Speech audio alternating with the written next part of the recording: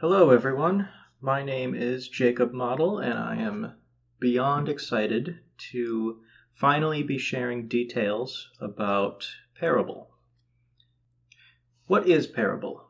Parable is a relatively lightweight narrative role-playing game of the classic fantasy genre. I've been designing it off and on since 2022. At the time of this recording, it is 2024. So about 2 years of design, and it has gone through several iterations over that time. It wasn't until early 2024 that I hit sort of a flow state in my design process and really elevated it from being theoretical designs and loose iterations into something a lot more substantial, something that I could test out. And in a matter of just a few months, I was able to get it to the table to test it with my group of friends. That was a huge milestone and gave me a lot of momentum to continue to flesh it out, especially based on the feedback. And now here I am today to share what this game is about, how you play it, the core mechanics, all of that.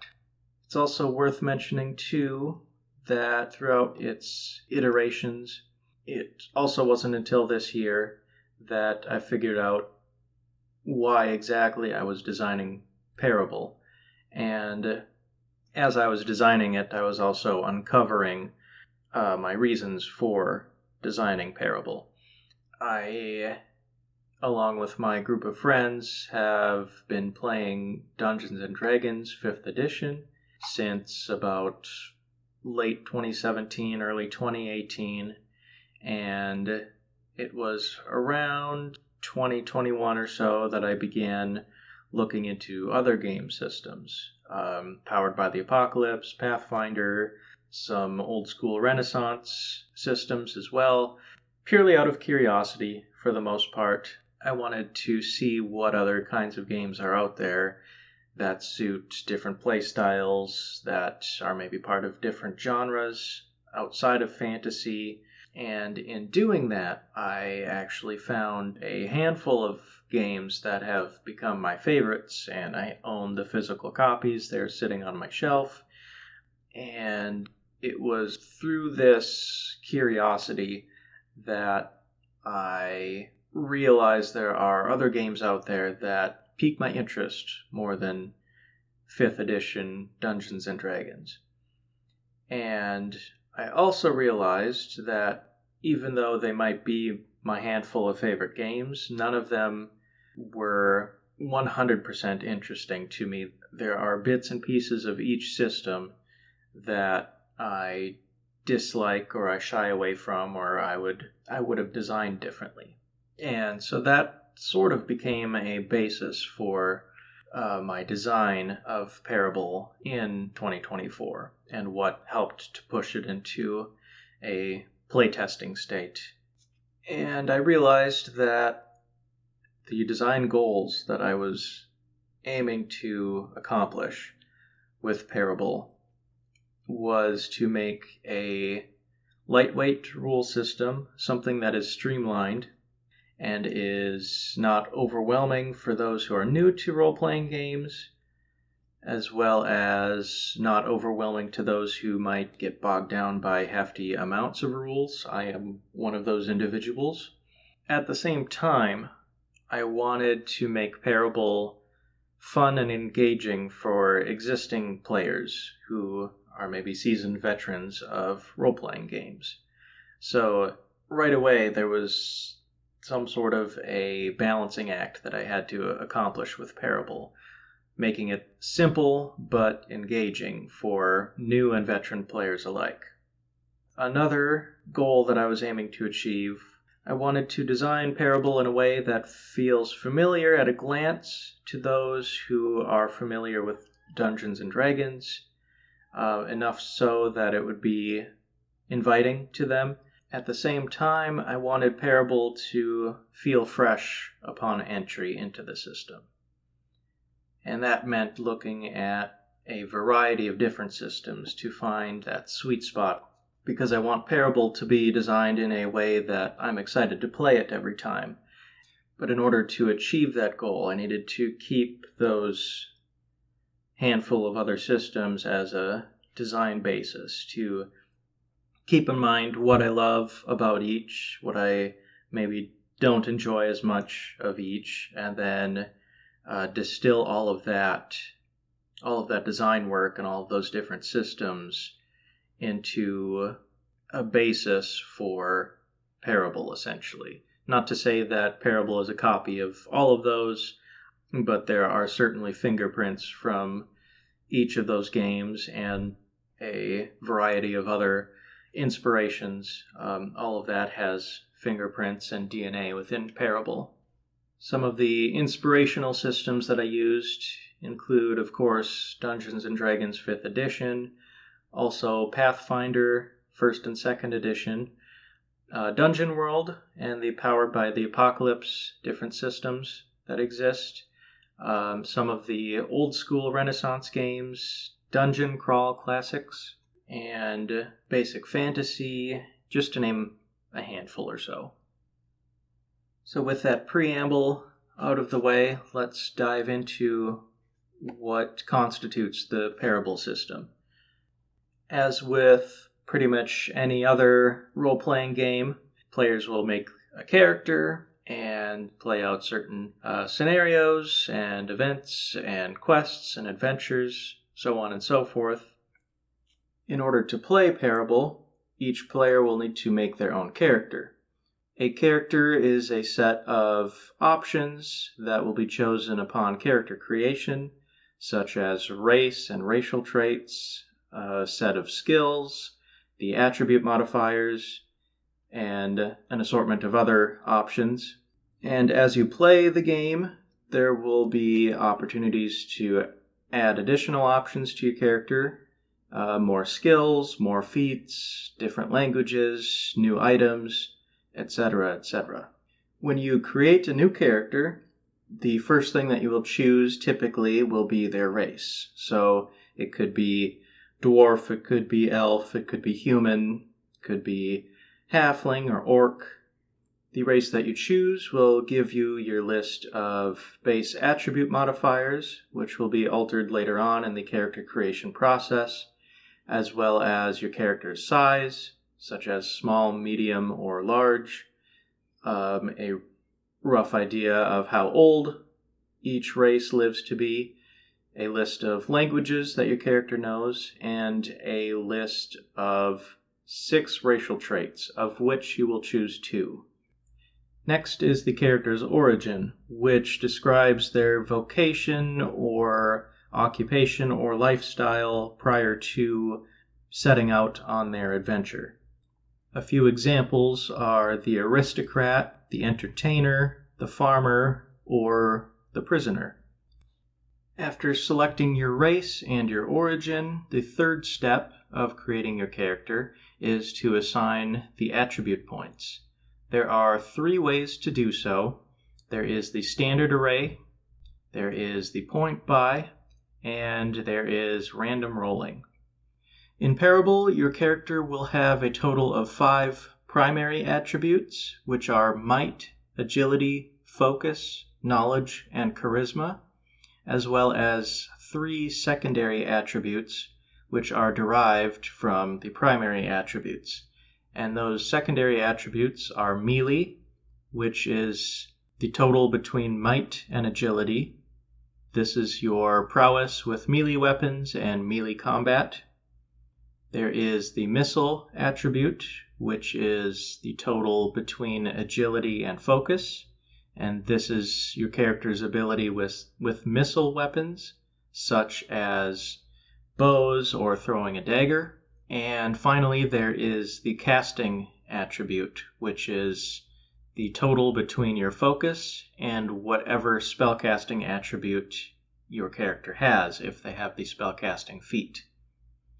And the spellcasting attribute would be either might, agility, knowledge, or charisma. Casting is your character's ability to handle and cast spells. I should also mention that your character's maximum health points is a total of 10 plus their might modifier. So if your character has a might of -3, they will take 10 minus 3, which is a total of 7 health points. If your character has a +2 modifier for their might, then their total maximum health points will be 10 plus 2, which is 12. Each character has an attribute die, which is typically the 20-sided die. When your character's health points drop to 0, they do not die. Instead, they gain 1 point of exhaustion. And for each point of exhaustion, their attribute die will decrease by 1 size. So, without exhaustion, their attribute die is a 20-sided die. Once they have their HP reduced to 0 for the first time, they will receive 1 point of exhaustion, and their attribute die will go from a D20 to a D12. Now, if they gain a second point of exhaustion, their attribute die will go from a D12 to a D10. And if they keep accumulating exhaustion points, eventually they will get down to a D4, and after that, they will die. At that point, it will be up to the GM on whether or not the character can be revived, and if not, the player will need to create a new character. So, as a character accumulates exhaustion, their attribute die decreases, and it becomes more and more difficult to have successful outcomes. Throughout the game, your character will need to make what are called attribute rolls. To do this, you will take your character's attribute die, roll it, add any applicable modifiers, and then compare it to an outcome. There are 5 total outcomes that are possible. There is the critical success, which is a natural or unmodified result of the highest number on whatever the attribute die is that you're using. So with a 20-sided die, that would be a 20. With a 10-sided die, that would be a 10.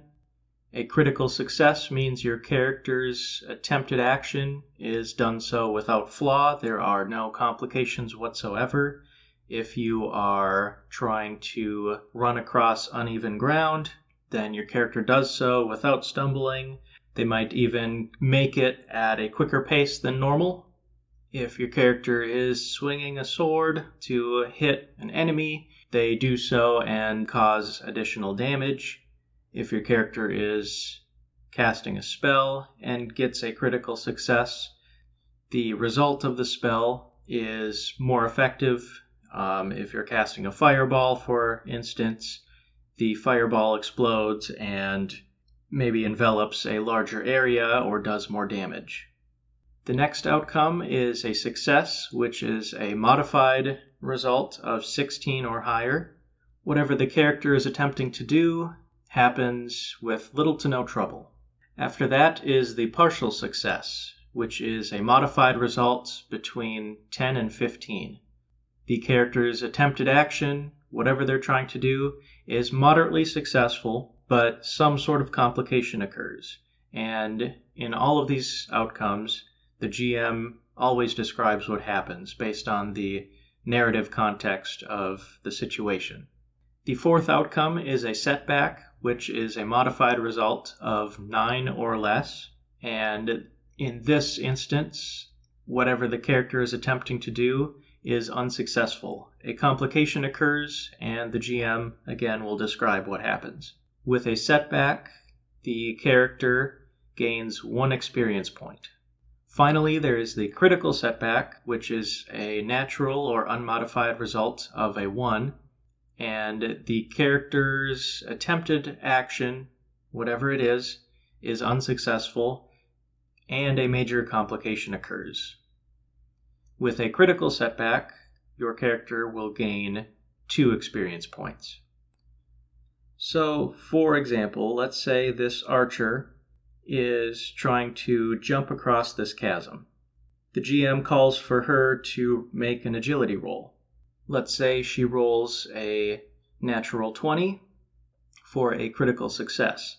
She would make it clear across the chasm and land firmly on the other side without any issue. If she's being chased or if she's trying to get a running start, she will make it across the chasm and be able to continue running without having to regain any sort of balance. If she were to roll a success, which is the modified result of 16 or higher, she would be able to clear the chasm and plant herself firmly on the other side without any sort of complication.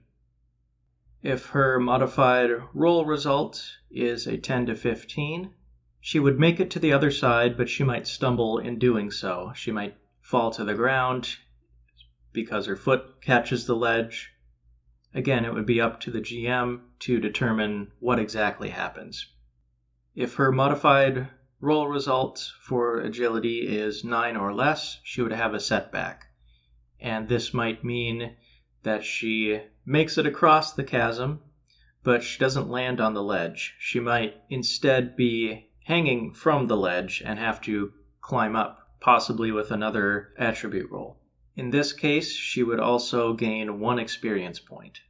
Finally, if she rolls a natural 1 with her attribute die, the GM might determine that she falls far down into the chasm. Maybe she catches herself, or maybe she plummets to an early demise. But again, it'll be up to the GM. If the archer were to survive, she would gain 2 experience points. Parable does not have a traditional turn system built into the game. Instead, it has what is called perspective. Throughout a session, characters will have moments to share their perspective, what they're doing, what actions they're taking, what decisions they're making, and this will be guided both by players and the GM alike. Characters are able to share moments of perspective.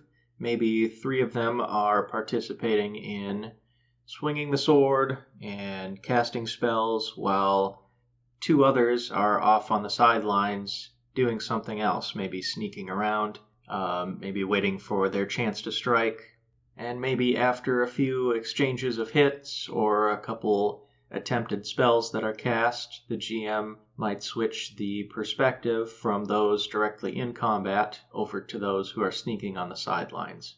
After those on the sidelines have their chance to make some decisions and do some actions, then the GM will switch back to those directly in combat. It will be up to the GM to manage the balance between who has perspective and how much time they get to share their perspective before switching to another character or another set of characters. It's important to make sure that no character or player is sharing their perspective for too long, because that will mean other players and other characters are sitting out for a length of time, and that isn't fun. It's best to move the perspective when moments of tension or cliffhangers happen. This way, those who are currently sharing their perspective are left wanting more, and they stay engaged while other players and other characters are sharing their perspective. In combat, let's say this gladiator is attacking this orc. He will need to make a melee roll with his attribute die, and at the same time roll the impact die for his weapon. So it might be a D4, a D6, a D8, or something else entirely. On a critical success, the gladiator strikes the orc, and whatever the impact die is, you would add the full amount of that die to the impact die result. The orc would then take the impact result and subtract their armor from it. Whatever the result is left over, that's the amount of damage the character will take. On a success, the attack hits. The gladiator swings his sword and hits the orc, but there is no additional impact amount added. On a partial success, the gladiator swings his sword and hits the orc, but the orc also hits the gladiator. Each will roll their impact die and at the same time exchange damage amounts. If the gladiator gets a setback, They swing their sword and miss the orc, leaving themselves open for an attack, and the orc is able to hit the gladiator, dealing damage to the gladiator, and the GM will roll an impact die for the orc's attack. The GM could also rule, instead of an attack, maybe the gladiator swings their sword and it hits a wall and they drop it, or their weapon might break. It could be anything narrative like that. It doesn't have to be only being attacked or left open for an attack. But no matter the case, the gladiator will gain 1 experience point. Finally, if the gladiator rolls a critical setback, a natural 1, they are left vulnerable, and if attacked, they will receive additional damage. It could be that they drop their weapon, or their weapon breaks and is irreparable. They might trip and fall and be left prone. It is always going to be up to the GM to determine and describe what happens. But with a critical setback, the gladiator will gain 2 experience points. Now, let's say the archer made it across the chasm, and she shows up to see the gladiator fighting this orc. She knows the magic bolt spell and attempts to cast it at the orc. As with combat, she would roll her attribute die, as well as if the spell has an impact die, which magic bolt does, so she would roll both of those at the same time. If she rolls a critical success, the full amount of the impact die is added to whatever is rolled with the impact die. The orc would then take that amount as damage, unless he has magical armor that would reduce the impact of any sort of a magical spell or magical weapon. But the orc's armor is non-magical, so the orc does not get to reduce the impact of the spell using his armor. On a success, the spell happens without flaw, and the orc will take whatever damage is rolled with the impact die. Again, his armor is not magical, so he does not reduce the impact by his armor amount. On a partial success, the spell happens, but maybe not as intended. It might be a reduced impact amount or something entirely up to the GM and the context of the narrative. With a setback, the spell fizzles out and maybe doesn't work, or maybe it backfires in some way on the caster. So in this case, she attempts to cast Magic Bolt, and maybe she does, but it launches to the side and hits the wall or hits the ground. It could be possible that it goes and hits the gladiator instead of the orc. The result is going to be up to the GM. But whatever the case is, the archer will gain 1 experience point from the setback. Finally, for a critical setback, it is likely that the spell erupts in the caster's hand. So with the archer, she's attempting to cast Magic Bolt, but it explodes before she can launch it through the air. She will take damage from the impact die. If she has magic armor, she will reduce the impact by whatever the armor amount is that she has. Otherwise, she will take the full brunt of the spell. If she survives the spell, she will gain 2 experience points for the critical setback. When you make a character in Parable, you will typically first begin by selecting a race, such as dwarf or elf or human, and the race will give you your character's base attribute modifiers, as well as their size, small, medium, or large, the lifespan of your chosen race, a list of 2 or 3 languages that you will start out knowing, as well as a list of 6 racial traits, of which you will choose 2.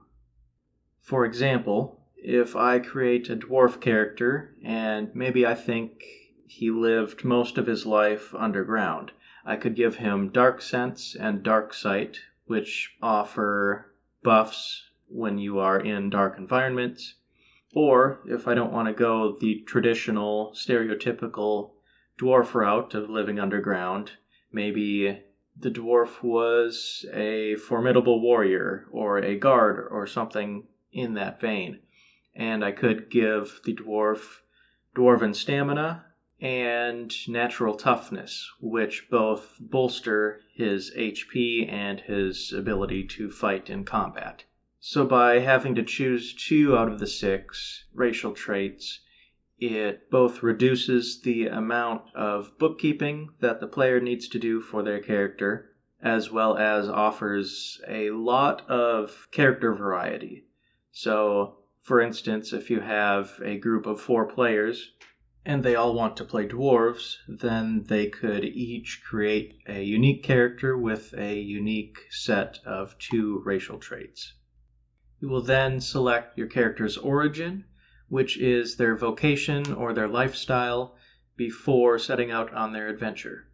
Each origin has a brief description to give the player a sense of direction for how to flavor their character.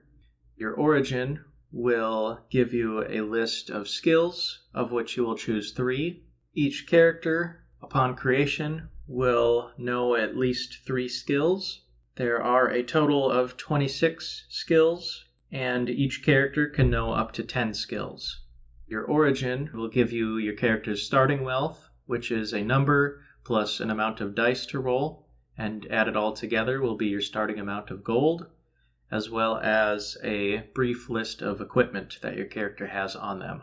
If we take the aristocrat, for example, their starting wealth is 100 plus 4 6-sided die of gold, and their equipment is exquisite clothes, a jeweled ring, and a letter of high status. Compare that to the beggar origin, who only has 2 plus 2 6-sided die of gold, and their equipment is tattered clothes and a rusty pan. When making an attribute roll, if you have a skill that is relevant to the roll, then you will add 2 to the result of the roll. If you are aiding another character using one of your skills, then they will add 1 to the result of their roll. If that character were to have a setback or a critical setback, then your character who is aiding that other character will also receive 1 or 2 experience points, respectively. Let's say the archer is scouting ahead in the forest in search of food. She has the nature skill and the foraging skill. The GM calls for the archer to make a focus roll. Because she's looking for food, she could add either the nature or the foraging skills to her roll. She can only add one of them to her roll. She can't benefit from a +4 using both. If the gladiator comes along as well looking for food, he has the investigation skill, and he attempts to aid her in the search for food. So she takes her +2 from foraging, and with his investigation, he adds a +1. So she gains a total of +3 to her focus roll. In order to grow your character and gain feats and make them more powerful, you will need to accumulate XP, which can be done so through setbacks, critical setbacks, as well as completing milestones as determined by the GM. XP can be used in the following ways. You can increase the result of an attribute roll. So if you roll a 9 after all modifiers, if you want to spend 1 XP, you can bump it up to a 10 to get a partial success instead of a setback. Or if you roll a 13 for a partial success, but you really want to get that success in, then you can spend 3 XP if you have it to bump it up to a 16, and you will get that success. You can also spend 10 XP to increase your character's growth by 1. You can do this for your character up to 10 times, and each time you do this, you can increase 1 primary attribute by 1. So, for instance, if the archer has a charisma of -2, and she increases her growth by 1, she might choose to increase her charisma from -2 to -1. Also, to keep track of your growth, you mark one of the boxes on your character's growth track on their character sheet. A character is going to be considered either a novice, an expert, or a master. A novice is from growth 1 to 4, expert is from 5 to 8, and master is 9 and 10. This is used to keep track of which feats a character is able to take. There are novice feats, there are expert feats, and there are master feats. As you play the game, your character will likely acquire feats as they gain experience and as they grow. You might have noticed that Parable does not have a class system like some other RPGs out there. Upon character creation, you do not choose a class such as wizard or fighter. Instead, feats are the main way to fully customize your character. A feat is a special ability or learned trait that your character can acquire, and each character can have up to 10 feats. If you want your character to be a battle mage who swings their sword but also is able to cast spells, you can do that with the help of feats. If you want your character to, instead of combat, be able to talk their way through and out of situations, you can do that using feats. If you want your character to be a very stealthy healer who makes their way through the battlefield or through the dungeons, wherever you may be, you can certainly do that using feats. It's a way to really branch out from some of the existing fantasy archetypes and really make your character unique to your own playstyle. You don't have to commit to being just a spellcaster or just a fighter right out of the gate with character creation.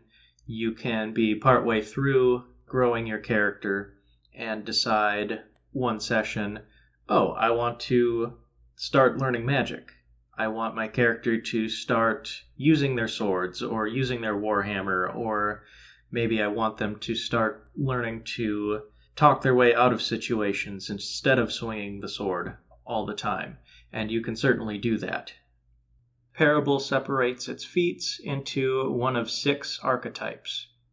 The archetypes are academic, caster, explorer, rogue, socialite, and warrior. By categorizing feats in this way, each player is able to custom tailor their character to their own liking. You could opt to have a socialite warrior and balance your 10 possible feats between those archetypes, or you could opt to have all of your feats in the explorer archetype, or maybe the caster, or you could have a few from each archetype. Alternatively, a player could opt to not take any feats for their character throughout the entirety of their campaign, and that would be perfectly fine to play that way. The purpose of feats are to custom make your character your way and to fit your playstyle.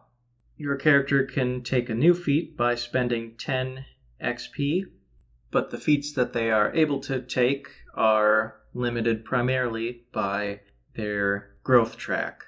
For example, a character can only take a novice feat if they have at least 1 box marked in the novice section of their growth track. Likewise, they can only take an expert feat if they have at least 1 box marked in the expert portion of their growth track.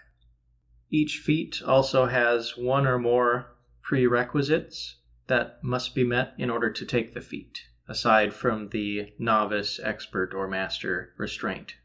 For example, if the gladiator wanted to take the spellcasting feat, he would first need to acquire the Arcana skill. A character can learn new skills in 2 different ways.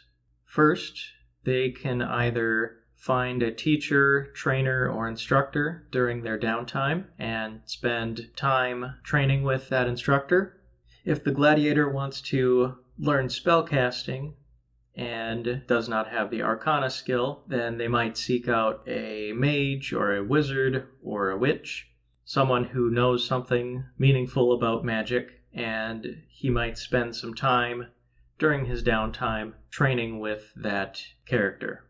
In this case, it would be up to the GM if the gladiator would need to make any attribute rolls to determine their success during that time of training. Maybe Arcana and magic is something way outside of the gladiator's wheelhouse, and the GM might determine that they would need to make a series of focus rolls in order to learn the Arcana skill.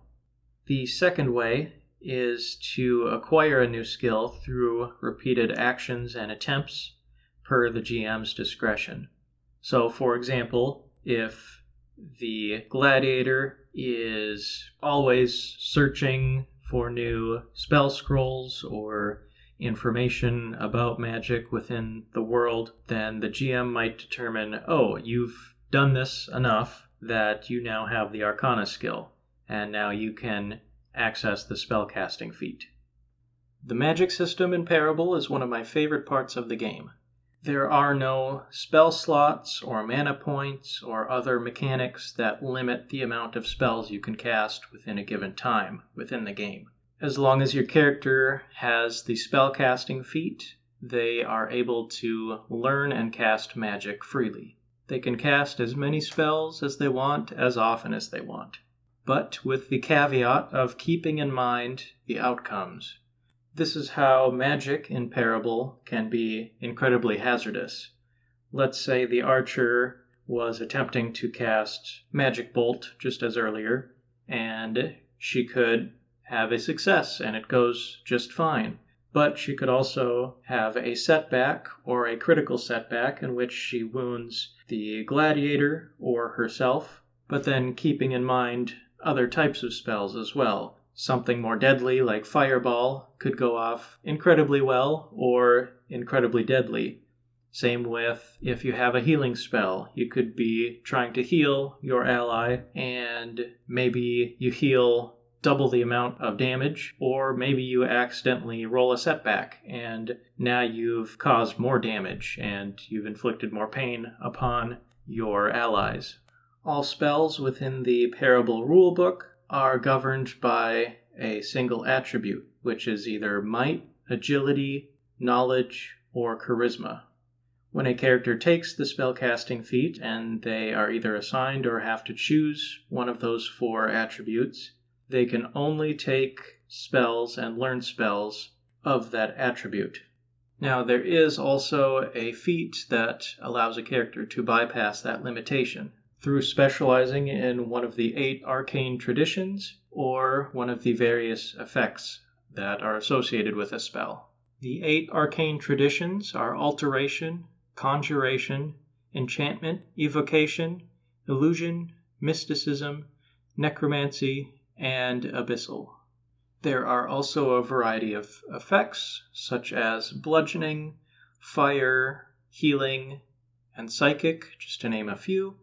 These effects aren't exclusively magical. When they are cast with a magical weapon or a spell, then they are considered magical. However, if you light an arrow with your torch, then it might deal a fire effect. Likewise, if you cast Fireball or some sort of a similar spell, the damage will be considered magical and the effect of fire will play out, and the GM will describe what happens.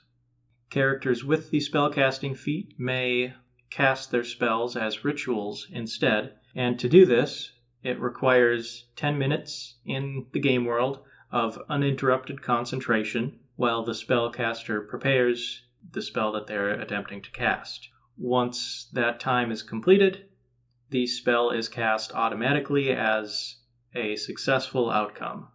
Any character, regardless of whether or not they have the spellcasting feat, is able to cast a spell through a spell scroll.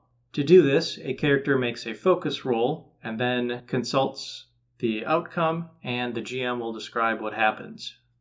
No matter the outcome, a spell scroll can only be used once.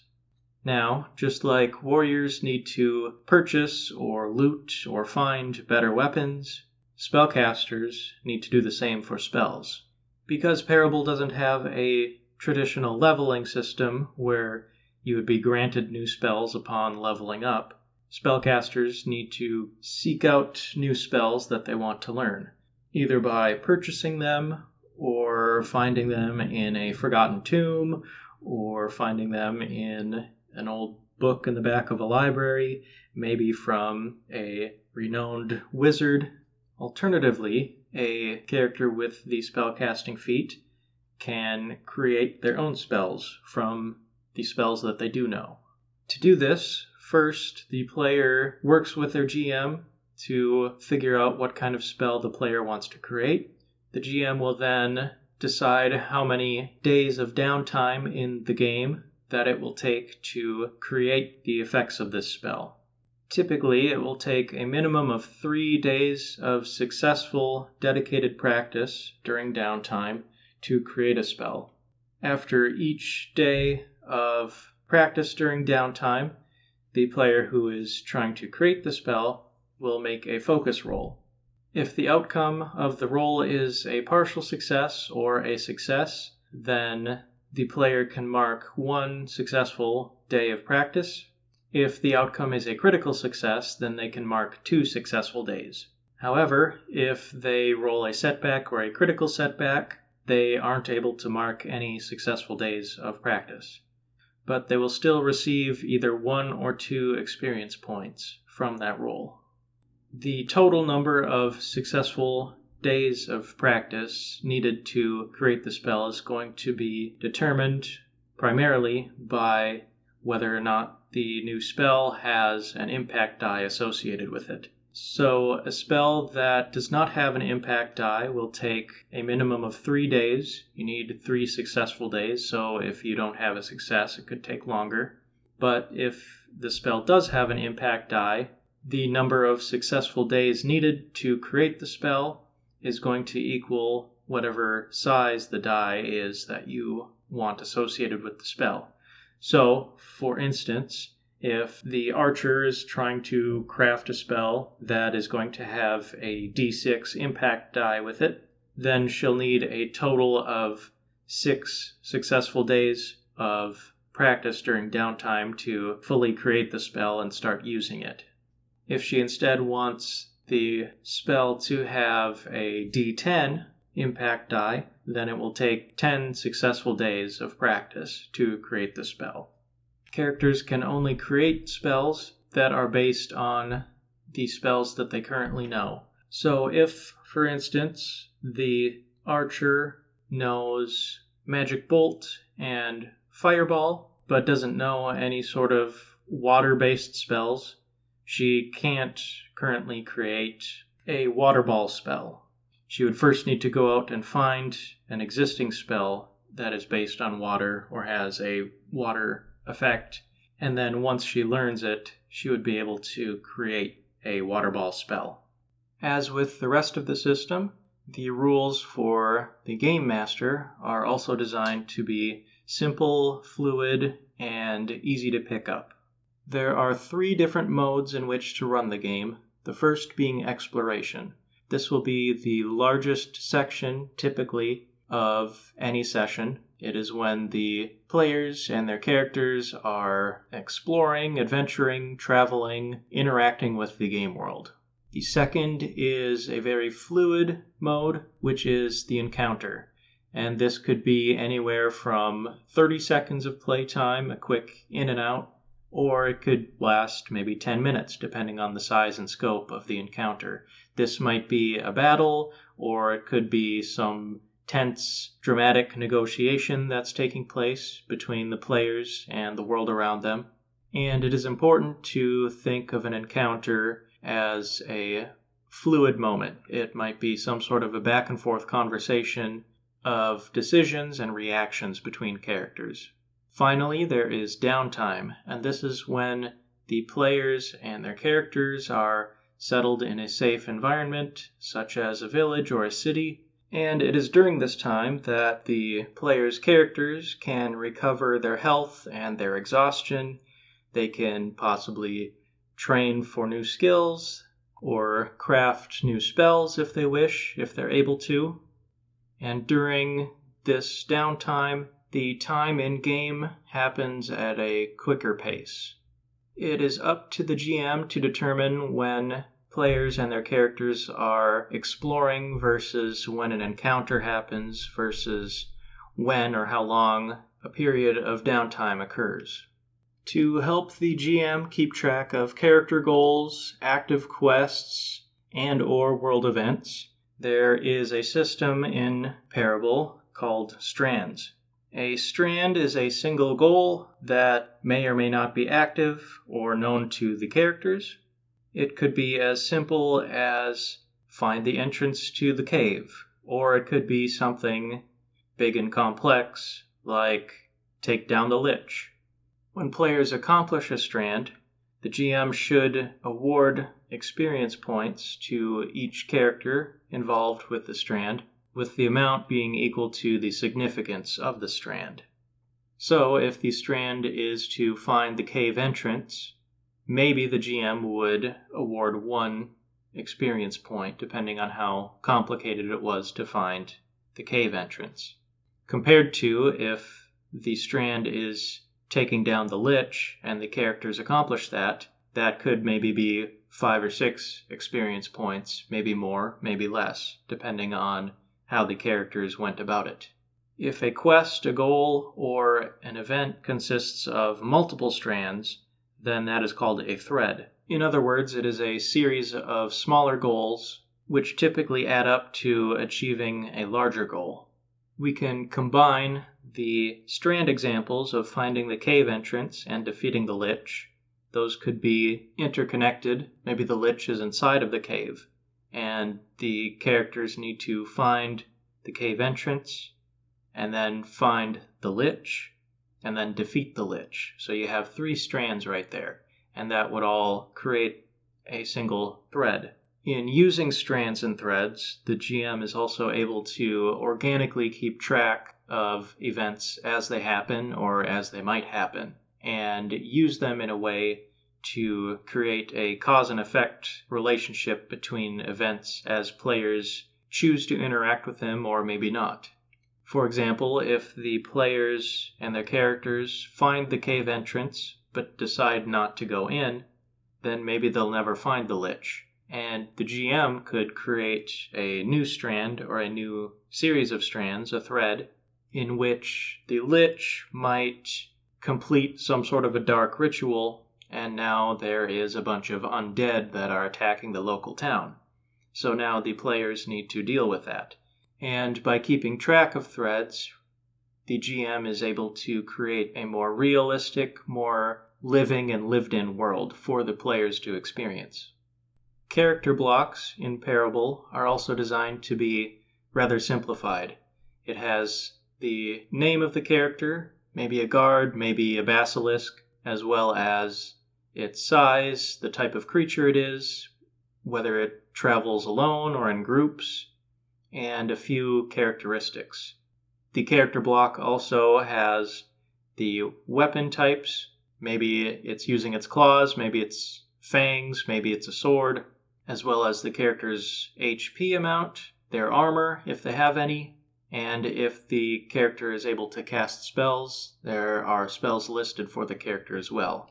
Each character block also has a brief descriptive paragraph, as well as a short list of behaviors typical of the character. And because of the simplicity, it's really simple to customize a character block by swapping out weapons or boosting or lowering their HP, maybe increasing their armor, adding spells potentially. Again, it's completely up to the GM what they want to do. Maybe the guards are stationed at an arcane college and they all know spells of some sort, or maybe the basilisk has thick skin or some sort of tough scales that boosts its armor. So it's incredibly simple to customize each and every character that the GM runs. So now let's go through the practice of making a character. And I will be using this character in the companion Parable demo series. The concept I have in mind for the character is that they are part of an order of mages and scholars who protect the world and stay vigilant against dark magic and its appearance and threat to the world. So right off the bat, I know that this character is going to be magically inclined. I likely want them to have the ability to cast spells right away, which means that they either need to be an elf or a gnome, because each has the racial trait of innate casting. And I think elf is a little too on the nose for magic for what I want to play, so I think I'll go with a gnome. I will go ahead and fill in the information for the gnome. They have a -5 strength, -4 for agility, focus is -5, knowledge is -3, and charisma is -3. Their size is small. For the age, let me roll, and 61, so 61 years old out of 185 roughly. So they're relatively young yet in terms of their lifespan. For the languages, they can read, speak, and write in Common and Gnomish. And now for racial traits, I want them to have innate magic, which means they gain the spellcasting feat. And because they're taking it as a racial trait, I'm not able to choose which spellcasting attribute to use. For a gnome, it always has to be charisma when they take it as a racial trait. And I also get to choose one of 3 possible spells to know. These spells are Agitate, Calm, or Charm. And I think I will take the Calm spell. Yeah, Calm is on a successful cast. What happens is for a brief time, a hostile character becomes non-hostile. That sounds like a safe bet for a little gnome. And for their second racial trait, they can have Dark Sight, which allows them to see in dim light and darkness. I could also choose Nimble, in which they'd get the acrobatics skill. Personable looks good for this character. Yeah, I think I'll take that one. It is add 1 to your charisma roll when interacting with any non-hostile characters. So there's a little bit of interplay between the Calm spell that I just took for them and Personable. They can cast Calm, and assuming it works, the target will become non-hostile, and then this gnome character can use their Personable boost with charisma rolls against that character. Yeah, that sounds good. Now, for their origin, I think I could go with a scholar. I think Acolyte is most suiting for the character concept I have in mind. Yeah. So with the Acolyte, they have the list of skills available to take are Arcana, Insight, Linguistics, Lore, Religion, and Society. So I get to choose 3 of those. And I'm definitely going to take Arcana. Religion, I think, definitely. And Lore is probably a good one to take. Now, with the Lore skill, whenever a character takes that as a skill, in parentheses next to that, they can write anything, any topic as specific or as broad relating to the character. So in the case of this gnome, since they are part of a group that protects the world against the threat of dark magic, I think for the lore we can put in, I'll say magical defense. Defensive magic, we'll say that. So this gnome is essentially studying and learning, practicing to become a defender against dark mages and to protect himself and others from that kind of a threat. Now, for his starting amount of gold, he gets 8 plus 2d6, and I rolled a 5, so a total of 13 gold to start out with. Not a lot, but that's okay. And his equipment, he has plain robes, a quarterstaff, a lantern, and a flask of oil. So I will jot that on his character sheet. Quarterstaff has 1d6 for its impact. The plain robes have 0 for their armor rating. So this guy is not protected. Now I need to dish out the attribute points. So I will be using the standard array, which is 6 points, 5 points, 3 points, 3 points, and 2 points. And each of those is going to go into one of the 5 attributes for this gnome character. So since this gnome is magically inclined and they need their casting ability, I think I will put the 6 into focus, which will bring it up to a +1 modifier. And since they are pretty reliant on their charisma, I will put the 5 points into their charisma, bringing that to a +2.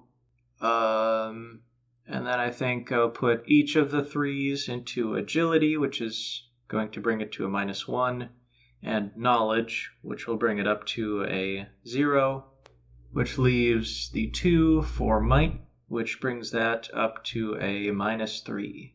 And for their melee modifier, that is their might plus their agility, so a -3 plus a -1, which is a -4.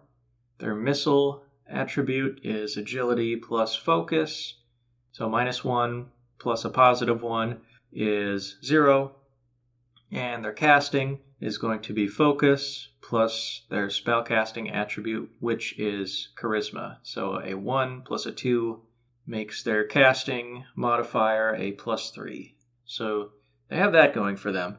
Now, for their maximum HP, it's going to be 10 plus their might. So 10 minus 3 is 7 is their maximum HP. So this gnome is not going to be good in a melee scrap. They are not great with their maximum HP, and they have 0 armor. So hopefully they don't get into a tussle. Last but not least, we need to name the character. I think Quinn would work as a good name. Quinn the gnome. And do we want to do a last name or where he's from? Let's see. I think we'll do where he's from. So we'll say the village that he's from is called Farstone. So his name will be Quinn of Farstone, the gnome acolyte. And he is now ready for his adventure, whatever it may be. Hopefully he survives. That is the long and short of the Parable role-playing game system. If you would like to see how Parable works in practice, you can go check out my Parable playthrough demo series. If you have questions or comments about Parable, I would love to hear what you have to ask or what you have to say in the comments below.